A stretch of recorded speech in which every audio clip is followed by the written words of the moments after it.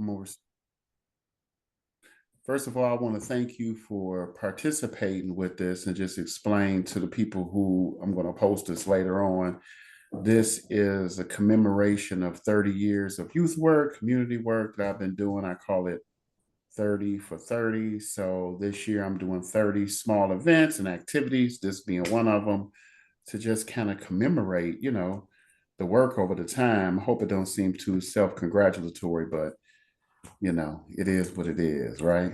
But welcome, welcome. So we're just going to start off with an introduction of who you are, your name, and kind of where you at currently, and go from there. So my name is Megan Washington Sims. Currently, I am a doctoral candidate at Governor State University in University Park, Illinois. Um, I'm also well, I want to say I do a lot, but A mother. um, I'm a mom. I'm a mom of a 4-year-old, and I've been a public servant working in nonprofit and for government the majority of my adult life. So, Yeah, okay. Well, I wanted to find some people who I worked with or worked through, or we worked in the same organization or something to do these interviews as one of my activities this year. And you are the first person who responded. I think your response was absolutely. So I was like, oh, jump on this while she got some free time because I know everybody busy. But how did we meet? Let's kind of backtrack a little bit. How do I know you? How do we know each other? so we met through LISC Right, in right, that's right. 2014, Man, it was yeah, that long ago? or was it 2013? That's even longer. Okay. Through Lesk, right. Yeah, 20, it was 2013. Okay, 2013. Ooh, 2013. Yeah, so something like 12, that. You know 12. what? No, let me think. I'm trying to think. When did I started my master's in 2014. So I'm trying to Well, it's got backtrack to it. be close because where I'm working at now, I've been working there 8 years. So I know it's been, yeah, about that long. You're right. So we met at LISC through the AmeriCorps program. So I think, were you in the first cohort of AmeriCorps students that I was working with, or were you in that second cohort? I believe I was in the second. Okay, and where were you located at? Where were you situated? I was with North Lawndale Employment Network. Sure was. I'm doing some work with them now. Okay. Okay, so working that list, You I doing some work with them now? with not with list, but with the North Lawndale Employment Network. Hey, Miss Brenda. No, no, she not there. Oh, just a shout out. I get you. Yeah. Shout out Yeah. to Miss Brenda Yeah. Palm. She runs the North Lawndale Employment Network. And I just in the beginning of the year, right?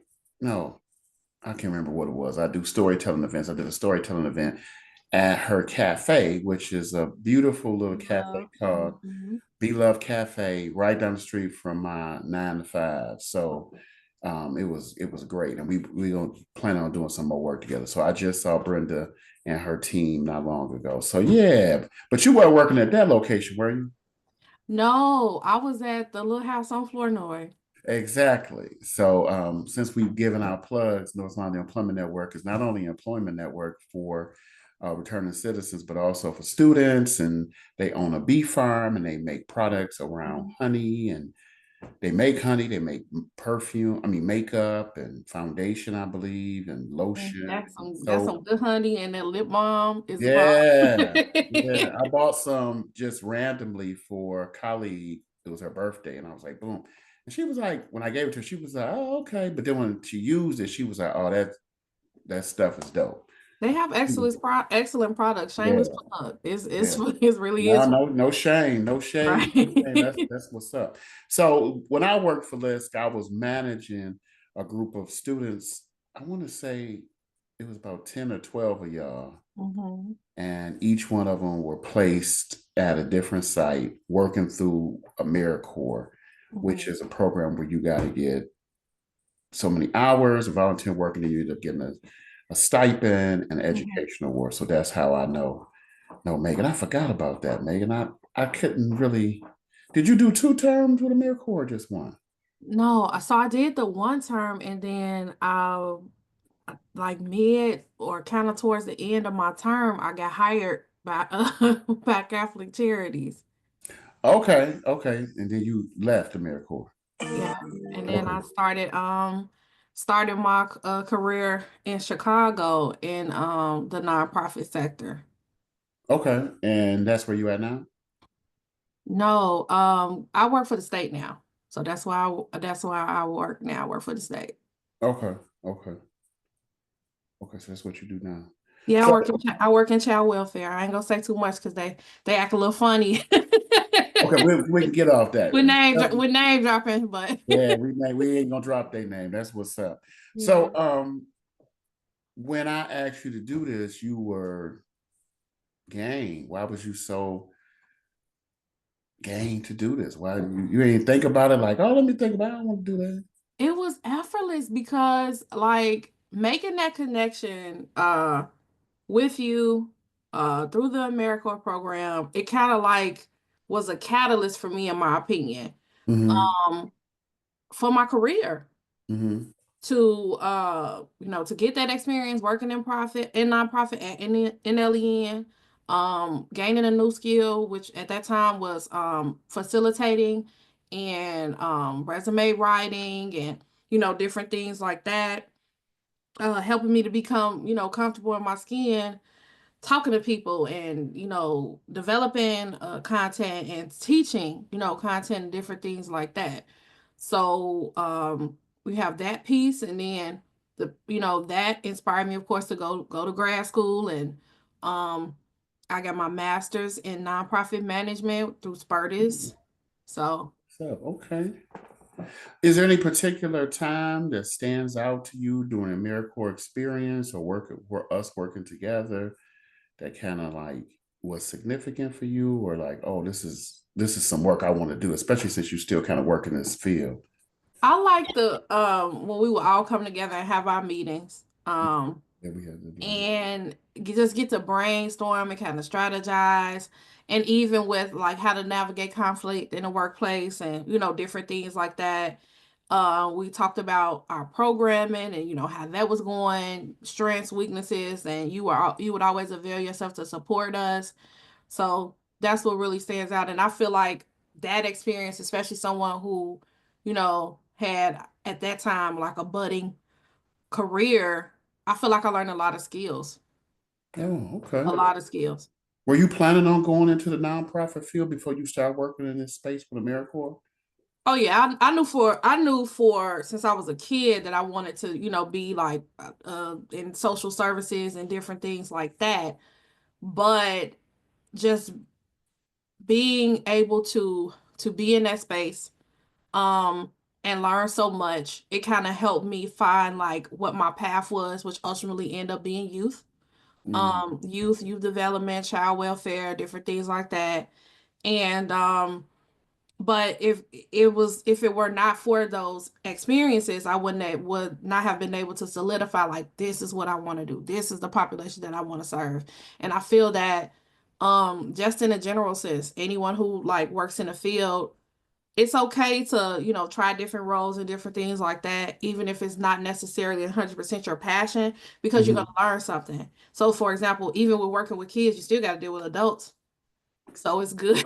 It's Sometimes good to act like know. kids, right? It's good to know how to work with them, how to support them, what different services and resources are, out there and that are available. So yeah. Okay. So, what would you tell somebody that's going into this field? Matter of fact, what would you tell Megan, the young Megan that was first day of AmeriCorps, you getting into this space? Is there anything that you would equip her with, some information or tools? Aside from telling her it's all gonna work out in the end, because I bounced around, full transparency. I'm a millennial, so I bounced around a bit Hmm. in nonprofit, but I wasn't going after money. It Right. helped, but I was going after experience. And Hmm. once I decided that I want to work with kids, I was like, I want to work with them in every environment that I can, just Mm. to see how they are in different spaces.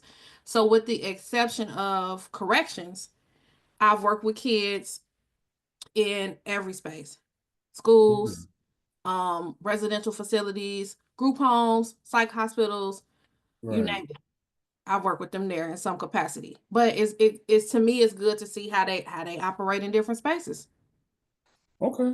And obviously, you're still working with kids to this day. So, like you say, since you was younger, you wanted to do this kind of work. That was a blessing to know. That's what you wanted to do so young. How did that come about? How did you know that at such a young age? So I was fostered and later adopted by my great grandmother. Mm-hmm. And so we had at that time Aunt Martha's was the agency that actually was like managed our case, which was considered kinship care. And so I could remember like the lady come to the house, pick us up, take us to McDonald's and Chuck E. Cheese, ask us questions, making sure we weren't being abused and neglected, that type of stuff. But just being active and being engaged and interacting with our family. And I didn't have a name for it really then, but I was like, whatever that is, I want to do that. Like, but Okay. it was a caseworker, but that's what I was like, I wanted to be like them. Mm. So I knew that it was like that or a teacher. And I ultimately end up being able to do both. So yeah. Okay. So you used to teach too. You work for CPS, Chicago Public No, Schools. I'm actually a college professor. Oh, where is it at Spartacus too, or where you graduated I'm from? at Southern New Hampshire University.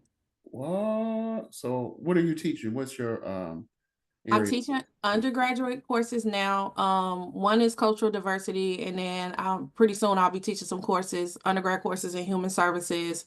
And yeah, like that's one thing that I feel like overall I've had a good career considering all the things that I've done and what I would consider like a very condensed um time frame, being able to give back and be able to share some of that practical knowledge in the field because Right. the textbooks are great, Yeah.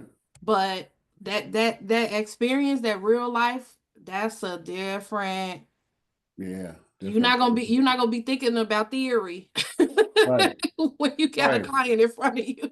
Right. So, That's why I really like the AmeriCorps experience because it kind of gets you a little bit of both. You could have been in school already, and then you can come in and you ain't made no long-term commitment with this organization. Yet you can come in, get your feet wet, then step back and be like, "Ooh, I love this. I want to go further." Or you can be like, "You know what? Let me take my award and my money and dip and go somewhere else." Yeah. and I it's something that I would recommend as well. Programs like AmeriCorps. Hmm. I know that there is, people have their thoughts on what is considered to be free labor, but volunteer work, Yeah. I got so much experience in volunteer work, so many trainings, so many certifications, and I've gotten at least two jobs from being a volunteer. Like I started off as Okay. a volunteer, and it's like, oh, you're so great, we love you. You want to work? That type of stuff. So, Yeah. I never and heard it be never heard volunteer work being described as free labor before, but I can see how somebody would do that, especially somebody's like AmeriCorps where you actually getting a stipend and you get an educational award. Because I've done volunteer work for places and all you getting is a bottle of water and maybe some chips. You know what I'm saying?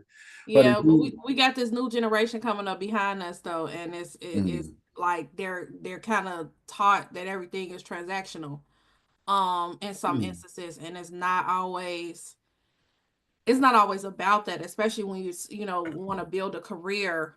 yeah, If you want to go into, even if you say our field, you're going to have some type of internship or something like that. And sometimes, they're looking at, if they have to compare resumes, they're going to look at, this person got volunteer experience. They're on all these clubs and activities at the university. in comparison to someone who may not have volunteered or may not have done like a AmeriCorps program or, something like that. And it could be the deciding factor. So I will always encourage someone, consider the competitive edge. Okay. Yeah. Yeah. I like that. I like that. Okay. Um, so let me make sure I got this straight. You work for the state, but you also a teacher at a university and a mama. Yeah. Whew, girl, you better get off this phone and start prepping meals or And something. finish and finishing my doctorate. So yeah. Okay, so you got your master's and now you're working on your PhD. Uh-huh. Yeah, I'll walk in May and I'll be done in the summer. Done with your PhD. Yes. Hats off to you. I love that. Well, part of the reason why I wanted to do this is because, you know, when you work with people, especially in this kind of arena, Hmm. you see them in a good way. Thank God for Facebook, because at least you can kind of still connect with people in some way. But sometimes you never see these people again. You never see what what their end game was, what happened to them. Did they make it through? So I'm so glad to see that you still pressing toward the market of high call and still doing your thing out here in these streets. And I hope that the work that we did together through AmeriCorps list slash AmeriCorps, that it was beneficial, and my presence in your life has been such. So that's again the reason why we're doing this. And I'm so glad to see you thriving and moving forward. Thank you. Like I said, it is the opportunity. It definitely was it set a good foundation for me. Yeah. In this line of work because though I have a lot of direct service experience, I don't necessarily have a direct service degree. All of my degrees are like administrative, behind the scenes programming, all of that different stuff.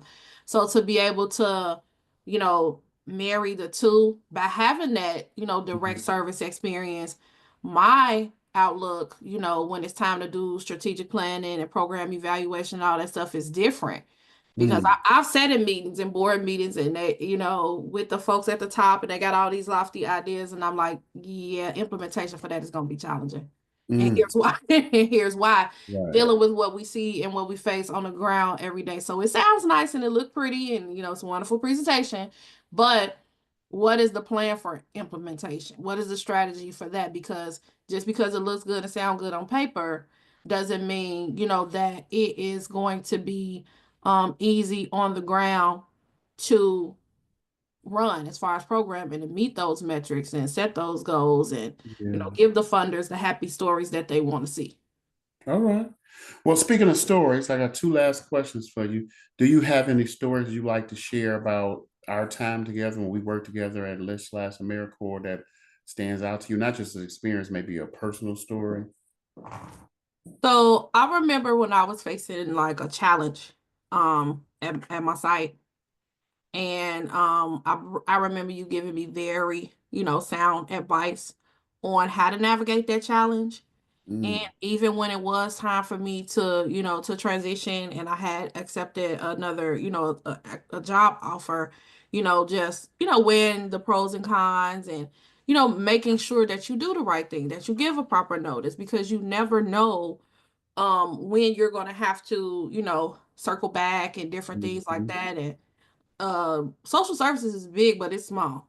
You're right, right. And you Especially will when run into a person and your name is all you have in this field. said, Once your you're name right is about that. bad, your name is bad. And be like, uh-uh. I know her. Don't mess with her. Now they ain't gonna say that in the interview, but they will call No. people that they know and be like, "Look, oh, I had an interview with such and such," and you be like, "What? Okay, call me after work. I will give you the lowdown on them." Right. And Yeah, I've been in spaces where, I'm on the person and it's time to interview and hire and some folks walk in, I'm gonna be pleasant. But I'm gonna be like, nah, tell you about this experience. Unless they've grown, because people do grow. that's true. You don't want to be like, yeah, they don't get to work on time.